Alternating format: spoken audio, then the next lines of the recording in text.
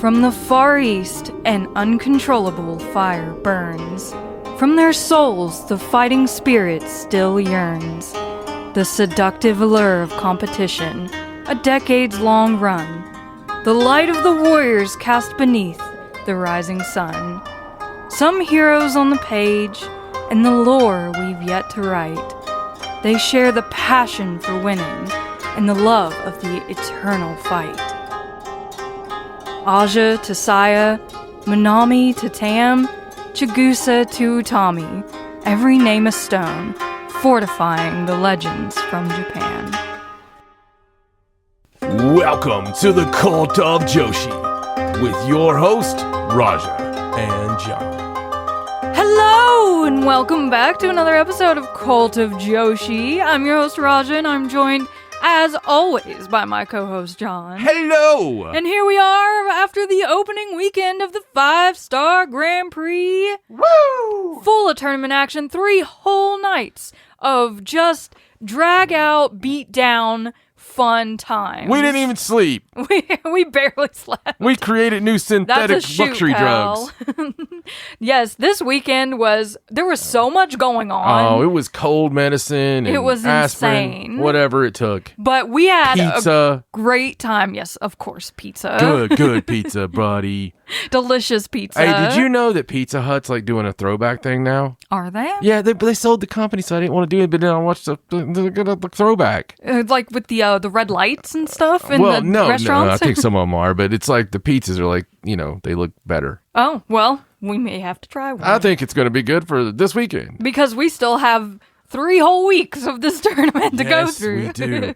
But what twists and turns? Oh my goodness, there were definitely things that happened that I did not see coming. There were matches that were like, yeah, okay, that'll be fine, and then blew us away. Like, yeah. And that's what the 5-Star is all about, right? It's just being surprised and just enjoying Joshi wrestling. It was so cool because it was absolutely, like you said, a lot of stuff we weren't expecting. Like, on paper, I was excited. It's the 5-Star, but I didn't see a matchup that was just like coming off the page. Right. And even when we're doing like, getting people ready for it and stuff, of course, we're going to be fired up about everything. But there just wasn't something that came off the page. But now, looking back, I'm always going to remember the things that jumped off the page. Yeah, that's usually how it happens. And we have 3 big shows to talk about here today to review and, of course, do our picks for this upcoming weekend as far as the tournament matches go. So let's start off here on July 18th with opening night. Oh, the 5-Star opening. It's always so much fun. It was a pay-per-view, of course. So we had a few sort of kickoff matches on the pre-show. We started off with a singles match between Azumi and Fua-chan. This wasn't a tournament match, of course. It was Fua-chan's sort of send-off to her excursion. So I don't know if I remember anything after Azumi coming out. It was a shock. This is the first shock. I've always thought Azumi was one of the greatest wrestlers on the planet. Yes. Always. Yes. Even when she was baby Azumi. She was one of the greatest wrestlers on the planet. We recently went back and watched her first year. Yeah, and it was like so smooth. It was amazing how smooth it was. I've never had that allure. Right. Like, just like straight up, like, wow, Azumi, like, just from the jump. So, but, oh my God. Yeah, this was, okay, wow. She looks like a space woman from a 70s movie, and I love it. She looks like she should have a ray gun. Yes. And she should be coming on my cheesy B-movie ship. She's so cute. And just, I am here for your humans. She gives me cuteness aggression. I love it. It's cuteness aggression. It looks so good on her. Cuteness aggression. You've never heard that before. I haven't, but I want to hear you as like Vince McMahon. Just standing there with Azumi in a ring that you're running the company. Cuteness aggression. That's my era. Yes, that's the era we all deserve. That is the era. I want us to start the era and then go back in 20 years and be like, you remember the cuteness aggression era? Azumi's ushering it in now with the short hair and the new gear. Oh my God. Amazing. And of course this was, like I said, not a tournament match, but it was still a really fun match, kicking off the pay-per-view with Fua-chan. Azumi did win. She submitted Fua with an armbar. It was a pretty devastating looking armbar. She had like the other arm trapped, and it was like crazy looking. Yeah, I mean, there wasn't.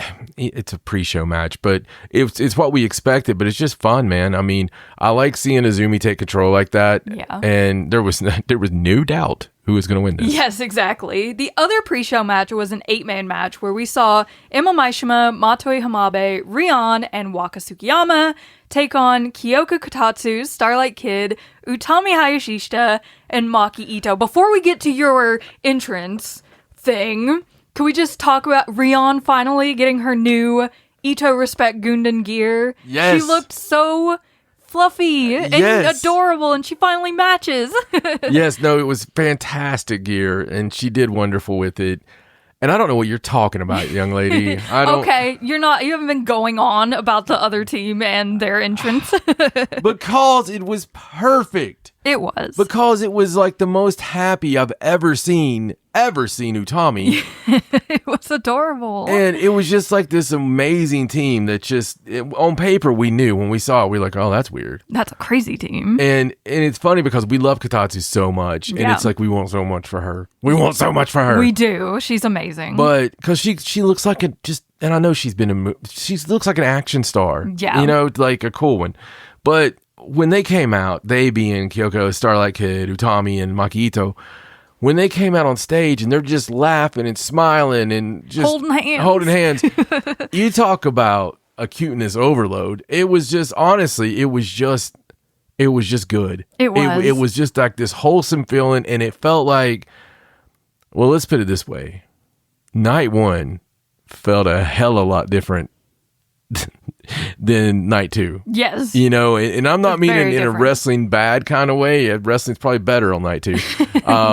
It was just, wow. It was just... The vibes were great on this pre-show. The vibe was amazing on this pre-show, and it was a fun team. Just very interesting. It was, and I really enjoyed this match. There were a couple of moments in this one where it was like student versus teacher, so you had like Emma versus Starlight Kid and Rion versus Maki Ito, and I thought that was a really fun inclusion. Our major babyface team here that they put together actually all worked together to get the finish. So Maki Ito hit a headbutt, then Kyoko, Kotatsu, and Starlight Kid hit a double kick together, and then that was followed by Utami hitting a lariat. This was all done to Emma Maishima, and she ended up getting pinned by Utami. You know, I'm loving Utami's lariat. I know it's not something new or anything, but it just seems like it's more devastating right now. Yeah. Have you picked up that? Yeah, she's really laying into that thing, like especially near the end of the match. Like, she will take your head off with it. It's like you got like a cow's leg or something. Yeah. And you're just thumping somebody across the meat with it. You know what I mean? Like a that baseball sound. bat.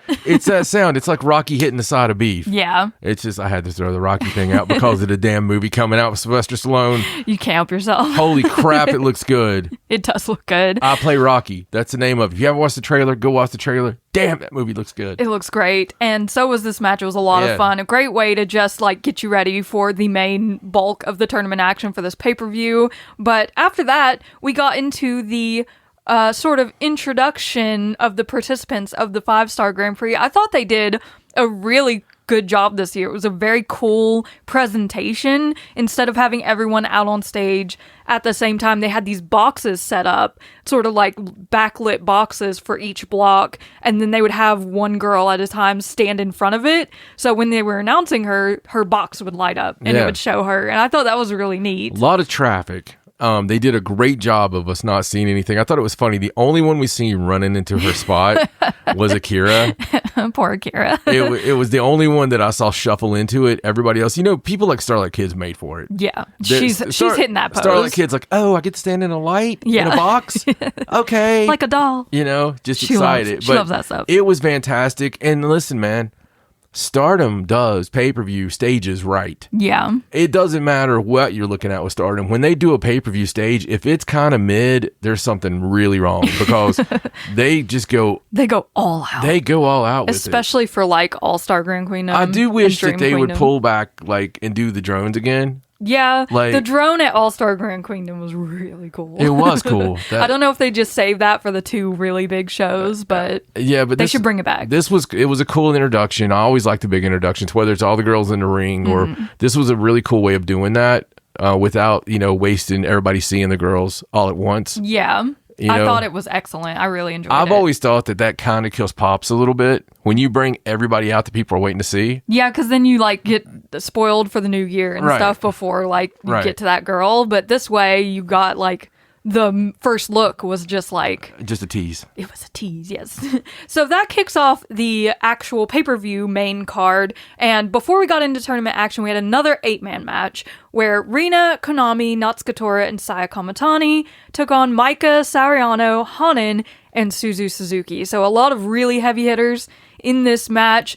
Hate coming out here just decked out in new gear. Rina especially, she brought back the long hair for this year, and her new gear is like, it's like she went to the gear maker and was like, I want everything. Cheetah print, flames, wings, bows, everything. I put it all on. Yeah, but it works. It's amazing. I love it. Mate.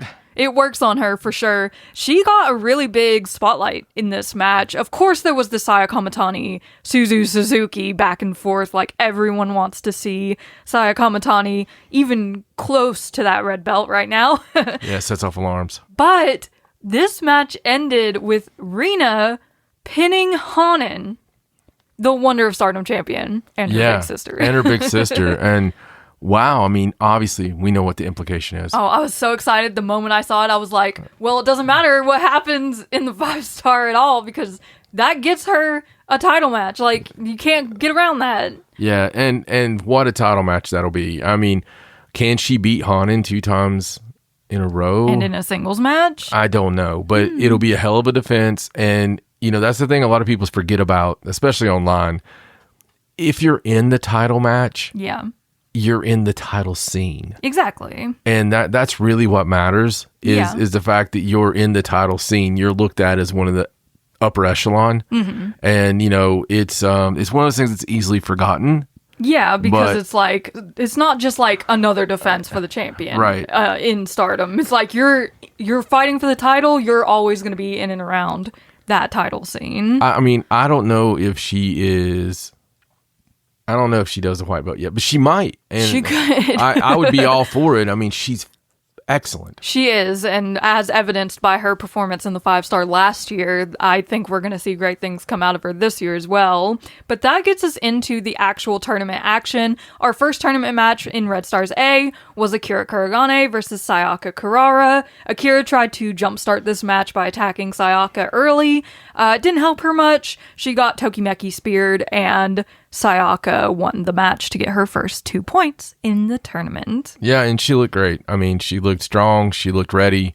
And, you know, so it was getting us ready for what was to come. It's a really great first match for Sayaka. Yes. The next match in Blue Stars B was Yuna Mizumori versus Momo Watanabe. I think Yuna really tried to take some of our personal advice with being a little heavy-handed in this match. She hit like every version of the lariat you possibly can, including one to the back of Momo's head, which just looked awful. I was like, no, don't do that. Yeah, wherever the advice came from, thank you, because that was exactly our Yuna. It was, but Momo Watanabe is in rare form right now. She was able to get the win over Yuna. She used the Peach Sunrise. So Momo Watanabe walking away from this one with 2 points and Yuna with none. And she just walked out with, I mean, aura. She did, yes. She knows who she is. The next match was also in Blue Stars B. This was Kikyo Furusawa versus Koguma. Koguma coming out with some new gear of her own. Very blue and shiny. Very nice. She was still doing some bear things. There were bear things involved, but that didn't matter. She was able to get this win over Kikyo with a German suplex hold. So 2 points for Koguma. Then in the next match in Blue Stars A, we had Ruaka versus Miyu Amasaki. And following in line with her O2 line, compadre Azumi, Miyu also had some very lovely new gear in her blue color scheme. I can't wait to see those two like side by side in their new sets of gear. I know they wear the O2 line gear when they're in a tag team title match, but even just in like a multi-man or something, I think it'll be very fun to see. Yeah, man. Ruaka attacked Miyu early in this match on the ramp. Like, she didn't even let her get to the ring. And she also used the black box in this very first match. It's sort of like setting you up for like this is stuff to come if you're going to watch Ruaka matches. And she did win with a German suplex hold over Miyu. So Ruaka walks away with her first 2 points. Yes, indeed. And exactly what we would imagine, right? Yeah, So, it's what we both picked. yeah. Next, in Red Stars B, we saw Azusa Inaba versus Saya Ida. Azusa she's very determined to do well in this tournament, but Saya Ida, of course, she's got the chops, she's got the crowd behind her. She's Saya Ida. She got the win in this one with a huge lariat, just crazy lariat, stacked Azusa up on her head and pinned her for 2 points. Yeah, I mean, Saida looked strong. I mean, no doubt, right? But Yeah. she really did. She looked strong, she looked ready, and she looked like she just had a lot of aggression to throw out. Yes, she did. And we know how Azusa is. She was probably trash talking the whole time. So I'm sure Saya was just like, okay, we're going to shut this down. The next tournament match was in Red Stars B, and this was Mei Seira versus Rina Yamashita.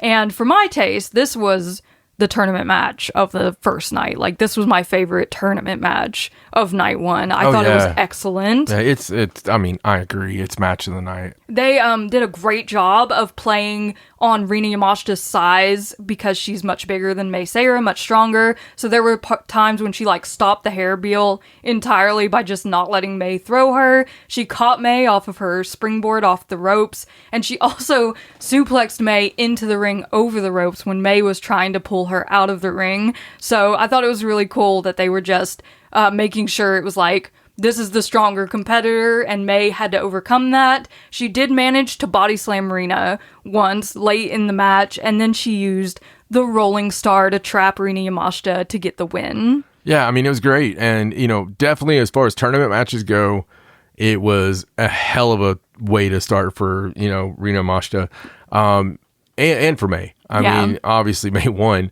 but it was so exciting to see, and it's exactly what we wanted to see. See Rina Yamashita really struggle, fight, and show what she had against different styles, and, let the world see that. So it was fantastic, and hats off to both of them for facing, vastly different styles than what they would normally be paired against. And still, yet it came off just great. I mean, Mei's a scrapper anyway. Yeah, she is. She's, she absolutely is going to take your money in the bathroom in high school, so I love it. Yes, she'll do it because you caught her smoking in there, and she's like, get out of here. Yeah. We love them both, yes. And just seeing Rina be able to have these singles opportunities has been so much fun. The next tournament match was in Red Stars A. This was Itsuki Aoki versus Tomoka Inaba. This match consisted primarily of Tomoka really going after Itsuki Aoki's arm most of the match, but there were some really beautiful moments of Itsuki's struggle to not allow arm bars to happen, just a few fingers clinging on while Tomoka's trying to pull her hands apart and things like that. It was so good, man. It was so good. It was done excellently. Itsuki Aoki kind of surprisingly coming out with the win in this one. With the air raid crash, she pinned Tomoka Inaba for a big first night win in the 5-star. Yeah. I don't think anybody really expected that much, but she showed what she had, and again, it's another one that I'm excited to see the singles matchups. Me too. I can't wait to see even more of this. And the final tournament match of this night one on the pay-per-view was in Blue Stars A. It was Aya Sakura versus Hanako, and if you listened to our preview show where we did our picks, we were both pretty adamant that this match was probably going to go to a draw because of their history, because of their feuding, and just because they're so equally matched in the ring. But, man, we were close. Yeah, this match got down to the wire. Yeah, it was so close. It was last minute. It was, literally the last minute. Hanako pulling out a move we really love from her. She doesn't do it often, but where she sits someone on one shoulder, kind of side saddle electric chair, and does a suplex. It looks so cool with her size. Yeah, absolutely. It was cool, and it was fun, and the match was violent, and everything we wanted. Yes, they clearly still don't like each other. But Aya Sakura pulling out the win, man. Captain Sakura with a win on night one. She did hit Hanako with a beautiful bridging German suplex. Her bridge looked impeccable on this match, but she did pull out the win for 2 points. Then they got into like the little scuffle afterwards, you know how they are. But man, I was surprised that this one didn't go the full time limit. That brings us to the final 2 matches of this night 1 pay-per-view. These were both big title matches. Starting off in the semi-main event for the Artist of Stardom Championships, Lady C, Hina, and Ami Sourei, Dream Trine, defended their belts against Julia Hart, Sky Blue, and Tekla, the Triangle of Madness. So, man, we knew this was going to be like a pretty violent match from the Triangle of Madness side of things. And a lot of it, like especially early, was fought outside of the ring. It was very much a Triangle of Madness heavy match, in my opinion. Yeah, I mean, I've seen a lot of people online, you know, have their opinions on this. And here's the thing you got to remember. This is great for the story and because the match doesn't matter. The belts don't matter. This story is Tekla versus Stardom. Yes. And you have some of the absolutely heart picks from Stardom. Some, you know, Dream Trine is some of those Stardom girls that are absolutely just bleed Stardom and are always online with that presence, and there's never any question of where they're, you know, where they shine their shoes kind of thing. You know they're Stardom. Exactly. And so this really, you know, they had the looks on their faces before the match even started. They had the scowls. They go into this with somebody, and if you're just going for the story, somebody who was fired from Stardom, somebody who has made their way back here because of what they've done elsewhere, and because of the success they've had, and it's success. Yes. You know, being able to win the AEW Women's Championship amongst that crew is she overcame every obstacle to be able to do that. And bringing the girls back over here, you know, I'm excited about Julia being in just as we talked about last time, just because of the fact of what can happen, what she can learn, you know, and she will learn. She will learn through this, but it's not like she doesn't know anything. She's got the cheerleading background, which elite level cheerleading background. And in the time she's been there, people forget, you know, she has one of the most beautiful moonsaults there is. You know, it's one of those hit or miss things, and she has a great foundation. So I think that there could be some really good matches in there, you know, to really make this happen. But this match, everybody kind of knew what was going to happen. Yeah. It's for the story. So whether or not it's Dream Trine that gets them back, you know, or it's an all-star team that gets them back, you know, I don't know, but it probably will happen in the stadium in Wembley. Yeah. You know, you would imagine that on a big show, that would be like a Stardom, you know, a few people from Stardom there, and get it back for Stardom and have the big win, and you know, so I can see where it's going, and I think you'll have like a Torikata special referee, you know, something along those lines. So they're definitely going to be messing with him the whole time. You know, if they win, he gets 5 minutes with Tekla or vice versa. You know, just old school stuff. Yeah. But you know, I wouldn't get too upset about it because I love Dream Trine too. And I love their run. I know it's one of your favorites. Yes. But it's just... they make a great trio. It is the story, and they are supposed to be hated. They're supposed to be heels. Yeah. And if this is the way you do it, then they're still getting the job done. Exactly. And to their credit, Triangle of Madness also makes an excellent trio. They work brilliantly together. Their moves together are flawless.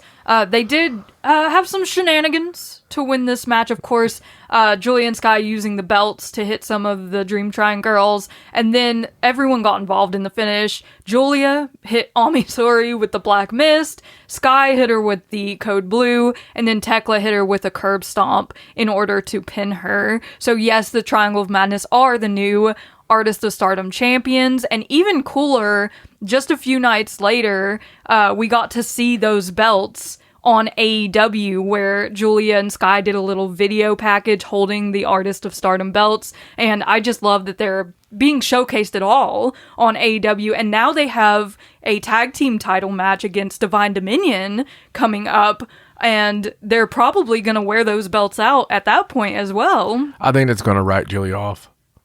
Probably. I mean, because they're having DQ. the no DQ match, and that'll explain Julia's departure for a while. But they did use the mist on Ami Sourei.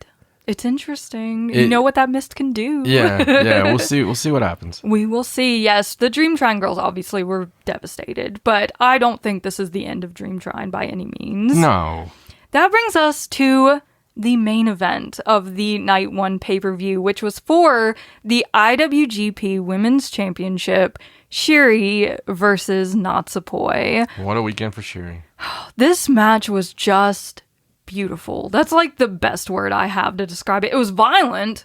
It was incredibly violent. There were moves done on the floor, draping DDTs off the apron, everything you could possibly imagine. They're throwing everything at each other. Like, they kicked out of moves most people don't kick out of when the other does them. But in the midst of it all, there was like this beautiful moment where they're fighting and crying and just so emotionally invested in each other and this fight that they're having, and it just transcends the wrestling. It's so gorgeous. It reminded me of the way I felt with Tam and Poi. And, Poi has the ability to have that, to pull these emotions out of me and to pull these emotions out of people that are watching. And you want everything for her. You want her to win it. But at the same time, she appreciates the battle. Yeah. And that's why I appreciate her. Yeah. Is that, she lost the match, but it's like almost like she kind of found Poi. Mm-hmm. And it's what it felt like. I know she's tried to find Poi. Yeah. But this was not Poi. Yeah. This was the violent vixen, the feral fairy. This was Natsupoi at her best, and of course it was Shiri at her best. And this match is a Stardom main event. It was perfect. It was just incredible. I love this match. I do too. Like I said earlier, I had to differentiate my favorite tournament match of the night because this was my favorite match of the night. It is one of those that you, if you are a Joshi fan, just really need to see. If you didn't buy the pay-per-view when it comes up on Stardom World, this is like a take the time, go out of your way to watch it because it's so good. Yeah. Just the way they counter each other, the way they work together, the moves they pull off.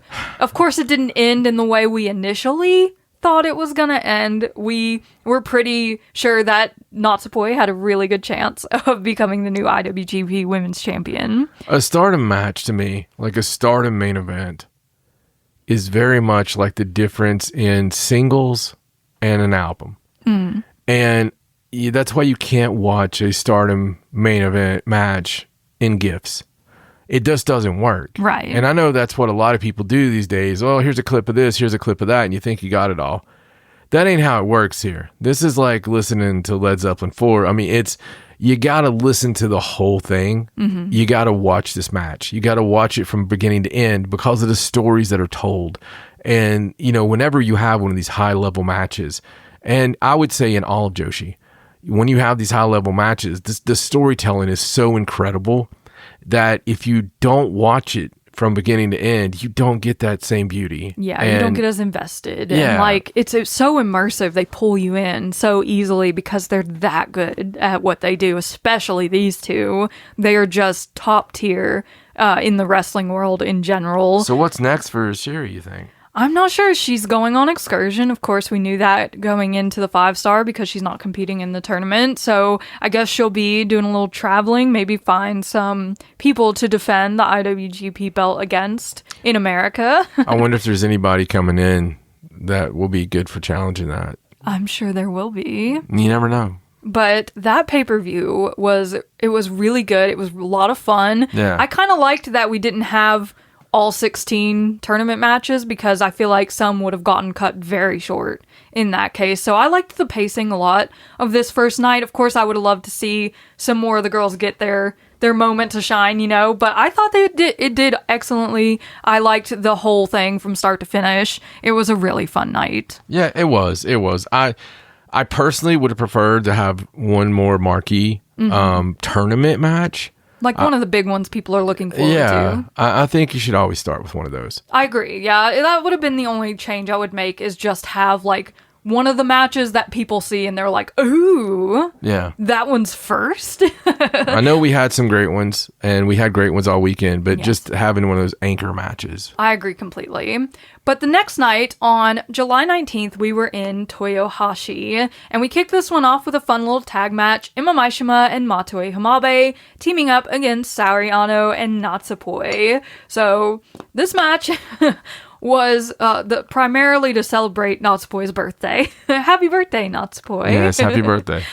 She turned 31 this year, and Saori Ano made it very clear, she had the hat. Or 13. The streamers, yes. The balloons that she couldn't get in the right order. Of course, Saori Ano and Natsupoi won this match.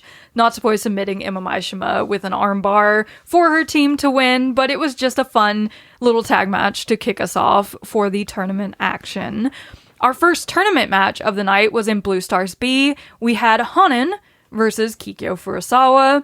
I think everyone probably picked this one to go the way that it did. Hanan, of course, hitting Kikyo with the Hanan special to win and earn 2 points. Yeah, Hanan looked overpowered. She did, which is expected. I mean, it's the Wonder of Stardom champion against a rookie. I don't know, man. It looked like she did all her side quests before this tournament started. And now she's on the main story and she's like super overpowered. Yeah, she's like on the first story villain and she's got all the legendary weapons and stuff. That's what it just sort of feels like with her. She's so funny. The next match was also in Blue Stars B. We had Ami Sori versus Koguma, and Ami, of course, still feeling the disappointment of losing the Artist of Stardom belts. I don't think she was all the way in it on this night. Koguma was able to roll her up with the Kuma roll for the pin and to get 2 more points. It felt very strange, didn't it? It did.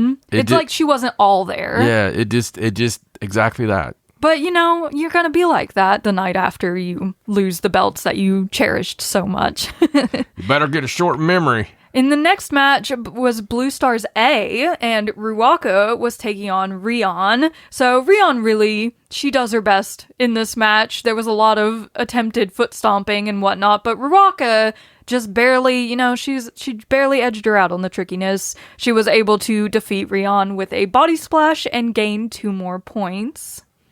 The next match was in Red Stars B, where we saw Mei Seira versus Maki Ito. Maki was not happy with Mei Seira for interrupting her introduction. This match is one of those times where styles clashing, once again, like Mei Seira had on her first night, big styles clash. This night, it didn't quite, the dance didn't go as cohesively as one would want. Yes. And, there was nothing bad. I personally like the struggle. You like the struggle. And I love seeing when Maki Ito, all else fails, she just shows, oh, yeah, she's strong as an ox. Yeah, exactly. And that's what she kind of did here. Some of the moves, it's just, they weren't dancing. And the thing about it is, though, damn near first-time opponents, if not first time. These two don't wrestle. They don't dance very often. It's hard to go in there like that. And that's one of the fun things about tournaments. It's fun. Yes. It's fun to see these kind of matches happen and what would happen if. And that's what I dig, man. It was definitely, it wasn't like you were watching the Circus de Sol, Yeah, no. It was a little bit rough, but I loved it. Just because of that, because it's fun. I like stuff being different. Yeah, and it was one of those times when Maki gets the face. She's upset because she gets pulled out of her routine and what she's doing, so she gets the serious Maki face. She did win this match with the Ito special. She bent Mei Seira in half to get her first 2 points in the tournament. The next match was in Red Stars A. This was Natsuko Tora versus Tomoka Inaba, and I don't think this went anything like the two opponents were hoping it would. This one's going to be memorable for the wrong reasons. Mm-hmm. And it's one of those that people will go back and look at because of the wrong reasons. Yes. Did we ever find out, did she tweak her knee during the tag match on the first night, or did it happen in the first match? I haven't seen anything official said about this at all. And it's freaking me out. I'm like, please just tell me something. I mean, it obviously wasn't a sell job. Yeah, no. I mean, it was too much. She couldn't stand on her leg. It looked like she injured it very early in the match, but if she was injured from the night before, then that would make sense as well, because it was so early that she started going down and she just could not put any weight on her knee. Tomoka did her best to kind of like work around it, and Barb, of course, was in there kind of like doing the little airplane lights, like trying to guide the way. An interesting moment in this match, though, Tomoka put a knee bar or an ankle lock on Natsuko Tora, and Tora actually tapped out in the match, but Barb was pulled out of the ring by Ruaka, so he did not see the tap, and Tomoka has brought that up. She's like, you tapped, and she's like very adamant about the fact that Natsuko Tora gave up to her submission. Yeah, no, as far as like official announcements or anything, there's, like you said, there's no official Stardom announcement on that. It seems like, people are speculating it can make her pull out, but she's not pulled out as far as now. Yeah, it's very interesting. They might be waiting to see up until her next tournament match just to see, but it would suck if she would have to pull out, because then she would forfeit the rest of her matches and everyone would get those points by default, which I know nobody wants. Tomoka said she didn't want to win this match the way she did, which was eventually by disqualification when Ruaka and Natsuko Tora started attacking her with weapons. Yeah, she didn't want a cheap win, but listen, hats off to Tomoka and Nava for knowing how to go after it right off the bat. Yeah. She did not hesitate. I think had we had an amateur referee, she would have just obliterated that knee. It wouldn't have been as okay as it was. There's reasons I love Japan. Yes. And just knowing what to do in a crisis is one of the top things. Yes. So Tomoka and Nava winning this for 2 points, but we hope that Natsuko Tora is all well and good and able to continue in the tournament. And if she's not, we hope she takes the time she needs, because you don't need to worry about the 5-star if your knee is injured. The next match was in Blue Stars A. This was Suzu Suzuki versus Hina, and this, by all accounts, was Hina's like match of the tournament that she was looking forward to. She named Suzu Suzuki as like the main person she wanted to beat, and man, she put everything she possibly could. What a match! Into this match. They went after it. I mean, she hit Suzu with a jackhammer. Suzu kicked out, but Hina also kicked out of the tequila shot. So it was crazy. If Suzu Suzuki's one thing, she's believable. Yes. You believe Suzu when she's fighting. And Hina, you're right. Hina crammed for this test, buddy. She did so much. She tried so hard. She did everything she could to win this, but just didn't get it this time. Yeah. And I think that it's still, she'll get it someday, because Hina's great. But damn, this was fun. Yeah, it was a lot of fun, a lot of brawling, of course. These two love to throw hands, so it was great. Hina got like the nearest near fall you could possibly get with a Gato clutch. Like I thought it was over when that happened. I think the crowd went like, oh, when that happened. But it was Suzu Suzuki with her German suplex who defeated Hina. Yeah, the German suplex is like the move of the tournament. It is. Like a lot of people love that German suplex hold as a finish. So Suzu uses it regularly, but she did beat Hina, and hopefully Hina is able to just kind of like recollect herself. I know she lost the artist belt on night 1, and now she lost to the person she most wanted to beat. So hopefully that doesn't affect the rest of her tournament. So before we move on, I just want to say, I know this is going off the kilter here because you're the one that's supposed to go first on these matches. That's okay. You take it. But I'm just going to say something.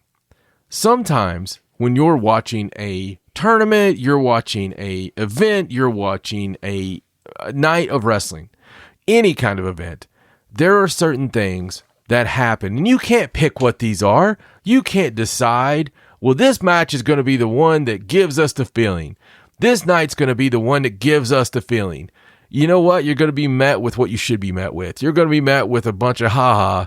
This person's stupid. They don't know what they're talking about. Because you can't pick these things. You never know. But let me just tell you, pal. If there was something that caused everything that happened after this to be incredibly violent and incredibly weirdly violent, it would be the match that we're about to talk about, because this match pulled us off our rumps. This match got us fired up. We almost broke the bed. Is that a thing now? That's our 5-star, buddy. That's a bed breaker. This was This was so good.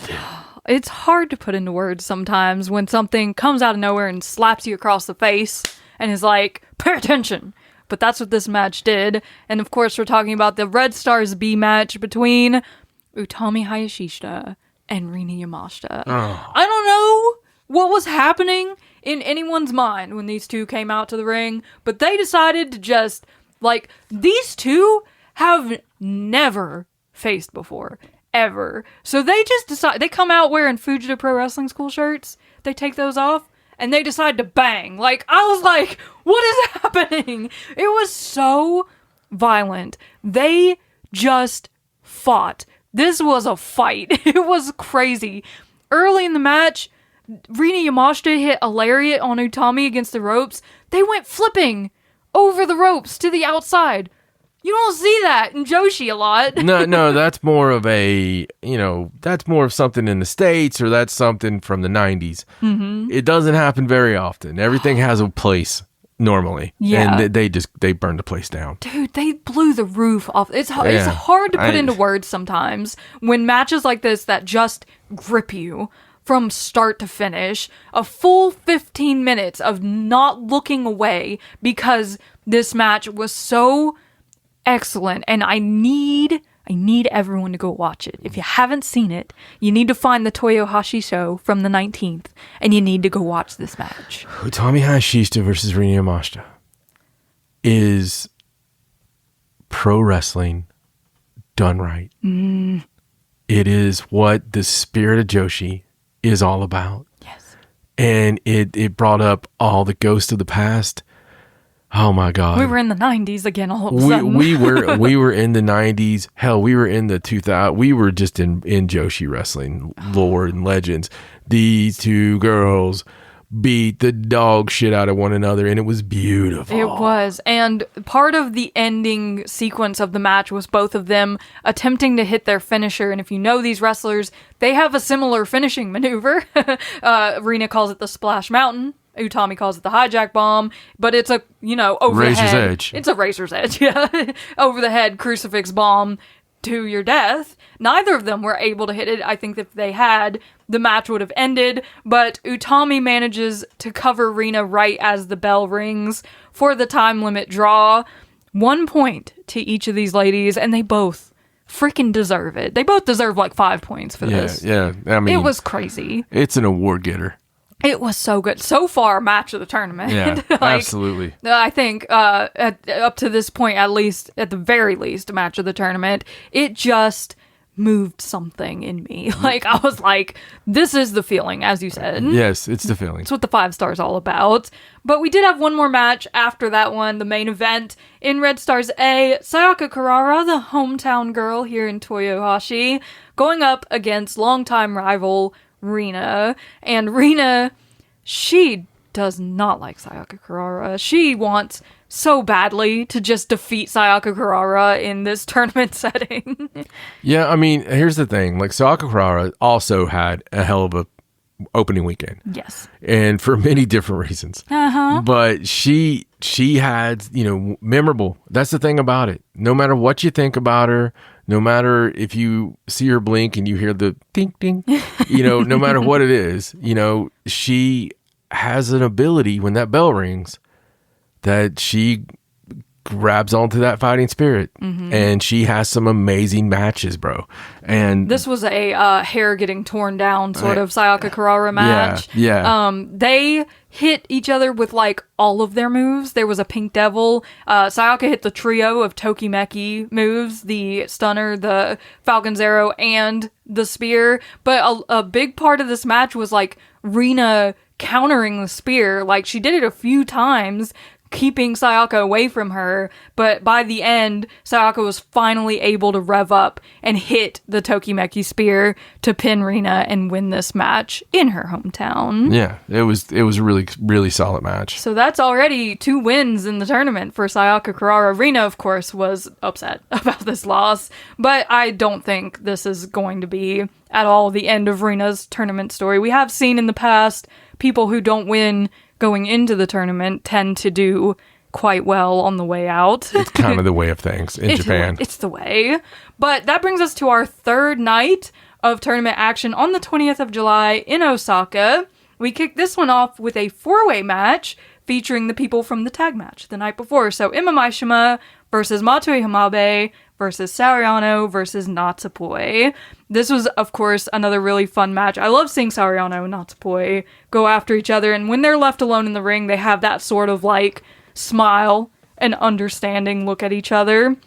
Sariano did win this match. She hit one of the prettiest potterings that I've seen in a while to win this one, but it's just good fun, to rev you up, get you ready for the tournament matches, because they're going to be crazy. Agreed. It was really good. It was, putting effort into those early matches, and I love seeing Poi and Sariano. Me too.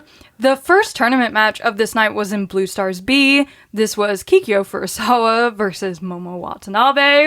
A little warm-up match here for old Momo. She actually won this one with the crossface chicken wing. Yes. Not one that she pulls out all too often to win, but I think she was pissed at Kikyo for the ankle locks. She was like, okay, I'm going to get you on the neck. So yeah, Momo winning. Once again, another 2 points for Momo Watanabe. The next tournament match in Red Stars B was Rina Yamashita versus Azusa Inaba. Man, Rina Yamashita just decided, I'm going to be one of the most exciting wrestlers in the 5-star this year. Like, every time she comes out, it's a different Rina almost. And this one was very much the comedy Rina Yamashita. There was a lot of outside of the ring shenanigans and a lot of Rina still trying to hit a kip up. Like, she did it like 5 times in this match. Yeah, I mean, it was very entertaining. It was funny, like you said, because of what we've seen through the tournament, and then all of a sudden you get the Rina Yamashita you're kind of used to recently. Yeah, then of course Azusa's in there. There's a few times she's trying to yell the old hag stuff at Rina Yamashita, and Rina's just covering her mouth, and she's like, nope, it's you so can't funny. Do that. I can just hear Ricky Morton talking to me in the back, dude. That's the only, every time I see her do it, I just hear Ricky Morton telling me after I was on television going, you old bag of bones, you old blah, blah, blah. And him just being like, if I'm an old bag of bones, what am I when I whip your ass? He's like, no, what are you? Right. When I whip your ass, when the old man whips your ass. Right. And it stuck with me forever. It's like, don't do that. It's the whole thing of don't drown your opponent. It's like, talk about your opponent, but without calling them a fat ass or without, right. Because what happens when the fat ass beats you? What does that make you? Exactly. Yeah. And it was one of those things. Every time I hear her do the old hag thing, it's like, no. It's as bad as touching title belts before, when they're not yours yet, when you haven't won them yet. Yeah. This is a curse. It's a curse. Don't do it. It is. Rina Yamashita did beat Azusa Inaba in this match with the B driver, so I guess Azusa needs to maybe work on her PR a little bit, and she's pissing people off. She just needs to wear the JTO gear. Yes, wear the red gear. Everyone else is doing it. Everybody else is in red, girl. Wear the red gear. The next tournament match was from Blue Stars A. We had Hina versus Aya Sakura. I really like this matchup. I think they're very nicely matched against each other, but they also it's I don't know, it's almost like the Spider-Man meme. It's like they don't really know where to go because they're so similar. But Hina was able to pull out the win in this match with the Mad Splash over Aya Sakura for 2 points. So she got her mojo back after that loss to Suzu Suzuki. Yeah, man, it's good. It was a solid match. That's all I can really say about it. Yeah. It's very solid. The next match from Red Stars B was Lady C versus Saya Ida. Okay, let's talk about weird stuff for 1,000, Alex. Yes, this was one of those very weird matches. I mean, Saya Ida had to do a little scolding in this match. You go back and you look after the fact about what they're talking about and things like that. And it was just, Lady C is so frustrated and downtrodden about her loss of her Artist of Stardom belt and just so disappointed in herself for letting everyone down that she was not in this match. She was not mentally in this ring at this time, and Saida of course can tell, and she's like, are you gonna do something? It was crazy to watch because it just felt so real. I feel bad for the Seehees because her fans in my head, yes, that's yes. what I call them. The Seahees. But, because I think that they're going to drive, I wouldn't want to be Julia Hart, dude. Like, just the way that crowd's going to be. Yeah. Because Lady C's got some fandom. She does. She really does. She has a lot of really dedicated fans. A lot of people can identify with Lady C. Yeah. And I think that kind of does. And she puts her whole heart and soul on social media. Yes. It's just like She's a sweetheart. You can basically get Lady C all day long. Yeah. If you wanted to follow her life. Yeah. It's like, this is me laying in bed depressed. This is me eating depressed. And she is so emotional. And I think we can all. She finally got her glory, and so she's trying to recover from that. But Saida getting a hold of her at the first of this match, and because Lady C, dude, listen, if you were telling me that this was Stan Hansen and Big Van Vader and somebody wasn't going with the script, yeah, I would have believed it if I'd never watched Joshi, and all of a sudden it's the first thing I'm watching because it looked like Lady C just was not having it. Yeah, it was clunky. She was getting hit. She's like, nah, I don't give a shit. She's getting slapped. I don't really give a shit. Nothing matters. What is life? How did we get here? And Messiah was not having it. No, she pulled it out of her, and Lady C later, said, I'm so glad it was Saida. Yeah. Because, it reminded me and brought me back. And, Thank so goodness. It's a beautiful story. If Yeah. that's what they were going for, like you said, after the fact, during the match, it probably made it more interesting for me than it ever would have. Yeah, because it was different. Yeah, it was like, what's happening here? Yeah, because it was weird, man. Are we fighting? It was weird. Everything felt weird after. After this, Yeah. yes. So Saida did win this match. She put Lady C in a Dragon Sleeper, tapped her out. So Lady C didn't get the points here, but I feel like now she's more motivated to do better in her 5-star Grand Prix matches and actually focus on the tournament and not so much the loss of her beautiful belt. This next match is one of the ones I loved. This next match also it's from Blue Stars B, Hanan versus Koguma. These two, of course, old friends from Stars. You know what you're gonna get. Yes. And this match, though, man, it was, and it shouldn't surprise me. It shouldn't surprise me when you have Hanan and Koguma at the high level of technical prowess. Yes. It is what it is. They're very high level technical. Exactly. And God, this was a really good, tight match. It was good. It was very good. fluid. They were going with the flow. They were hitting all the things. It was beautiful. It was a beautiful match to watch because they're just both so good at what they do. Hanan actually beat Koguma in this match. She rolled her up with the 17, which never fails her, really. Koguma did try her own roll-ups a few times, but Hanan was able to get it out of them. I mean, it was violent. I mean, it had some stuff there on the outside and on the top and stuff, and Koguma cut her off and was like having none of it and then came off herself. And, so there was like a lot of cool stuff to this match. There was a throwing, like, release Hanan special. Yeah. I was like, what are we doing? That was strange. But yeah, these two, they hugged afterward, Yeah, of course. They're friends. They still love each other, but it was a really great match. I thought that they just work so well together. The next match was in Red Stars A. Wah, wah, wah. Sayaka Kurara versus Tomoka Inaba. And listen, this was a very highly anticipated match by a lot of people. This a rematch from the Cinderella and all that, where they had an absolutely amazing match. This one did not go quite that way. There was some weirdness. There was a quick start, they're both throwing finishers at each other right off the bat. And then we're about 4.5 minutes into the match, not very long. Sayaka goes for the Tokimeki Spear, and Tomoka hits her with a rising knee lift to counter it right in the face. And it looked like Sayaka Kurara was gone. Just completely passed out of her mind. Just completely knocked out. So Tomoka hit her with the Michinoku Driver and won the match. And it was crazy.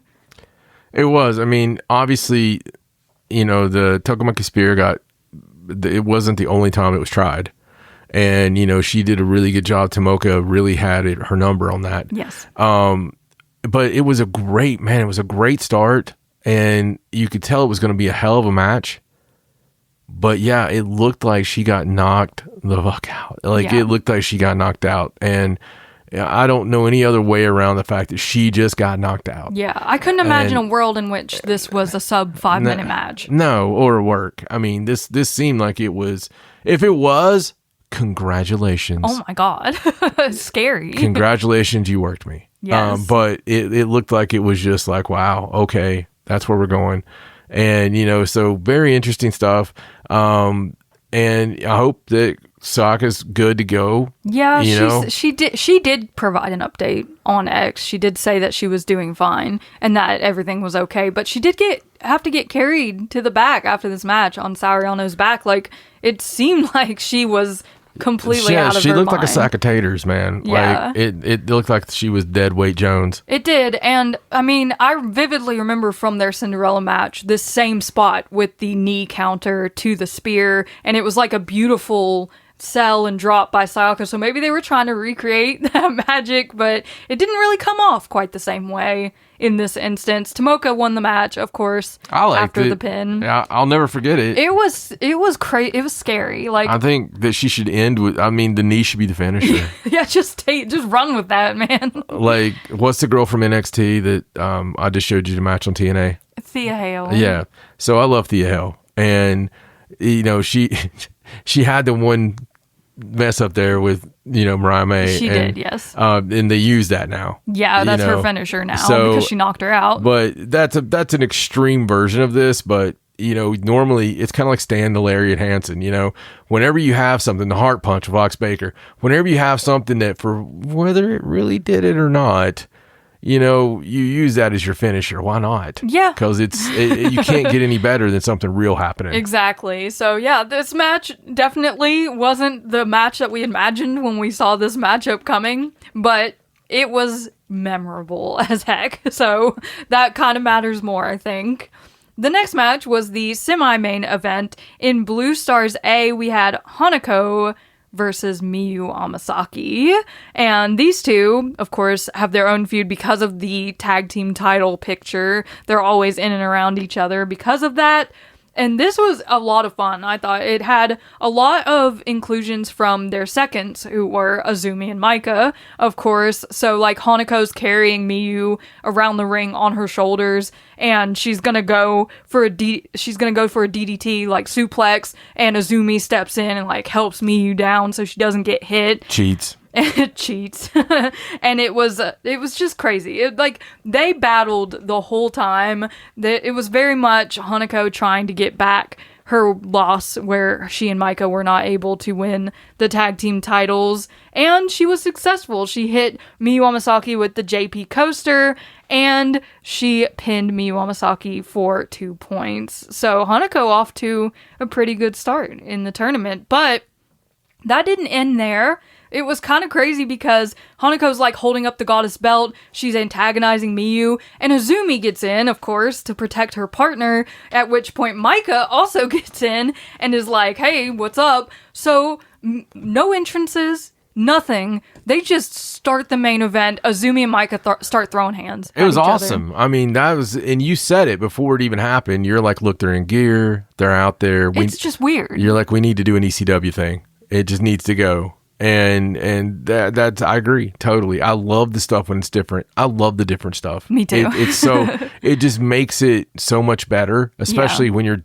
knee deep in a weekend. Yeah. It's just like, oh, okay, cool. Yeah, because they like no pretense. They just get in there, they take off their 5-star shirts, and they just start throwing forearms at each other. Because it makes sense. They're out there. They're already pissed for their partner. Yeah.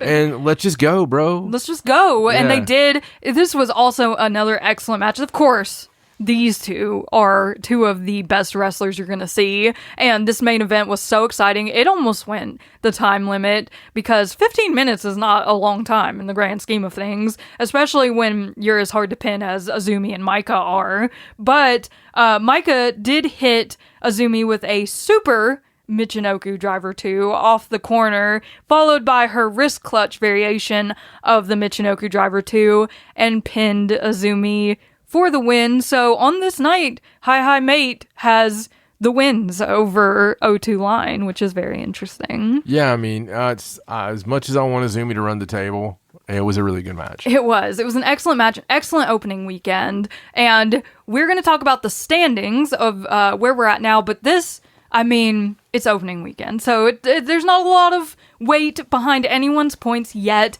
And another thing to keep in mind, because of the way the tournament's structured this year, like this upcoming weekend, by the end of it, Sayaka will have had 6 of her 7 matches. And there are some people only just having their first match this weekend. So it's kind of imbalanced. Yeah, I like it. And well, I mean, we'll start it off with Red Stars A, current standings. We have Sayaka Kurara with 4.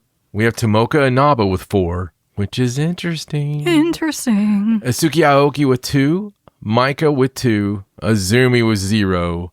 That's going to change. Natsukatora with 0, Rina with 0, and Akira with 0. In Red Stars B, Saito leads the pack with 4 points, Rina Yamashita with 3 points, Mei Seira has 2 points, Maki Ito has 2 points, Utami Hayashishita has 1 point, Lady C has 0 points, Konami has 0 points, and Azusa Inaba has 0 points. Blue Stars A, we have Ruaka with 4 points, Ice Soccer with 2 points, Hina with 2, Suzu Suzuki, the champ, with 2, Hanako with 2, Miyu Amasaki with 0, Rion 0, and Julia Hart has yet to compete with 0.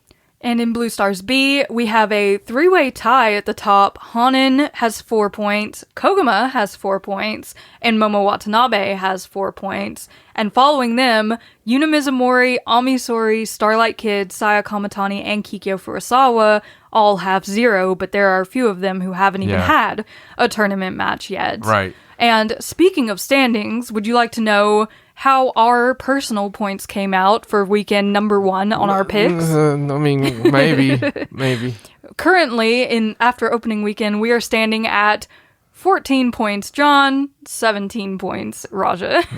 I was trying, it's a tournament, so... Yes, there's a long time. I was going to, make you look like you had to lead it first. And then I'm going to have a really strong finish. Yes, so this weekend we have another 3 shows coming up, each with 8 tournament matches. It's a very Red Stars heavy weekend. 2 of the shows are completely Red Stars nights, and then the midweek show at Corkin Hall is a mixture of all 4 blocks. So we did our picks here still based on our original brackets, and of course we know that we were just doing our best. And we don't get to change those to midway. So. At that point. So whatever we pick now is what we picked before the tournament even started. Sticking with it, pal. Starting on July 25th in Kanazawa, we have in Red Stars A, Rina versus Akira Kuragane.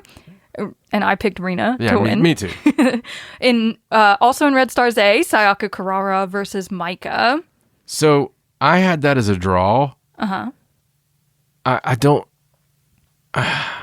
know if I would feel that way now. I really don't. I think Maika